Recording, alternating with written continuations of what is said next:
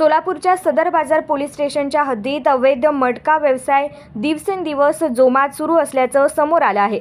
अवैध मटका नावाने ओळखल्या जाणाऱ्या या गैरव्यवसायामध्ये कोळी, निखिल आणि पाटील या व्यक्तींच्या नावांचा सर्रास उल्लेख होत आहे। स्थानिक नागरिकांच्या मते या अवैध धंद्यामुळे गोरगरिबांच्या संसारावर मोठा परिणाम होत आहे। कष्टाने पोट भरणाऱ्या अनेकांना या मटक्याच्या विळख्यात अडकवून त्यांचे संसार उद्ध्वस्त होत आहेत। मात्र पोलीस प्रशासन या प्रकरणाकडे दुर्लक्ष करत असल्याची तक्रार आहे। नागरिक विचारत आहेत की पोलीस प्रशासनाचा या मटकाधारकांशी असा काय संबंध आहे की ते या गैरकृत्यांकडे डोळेझाक करत आहेत।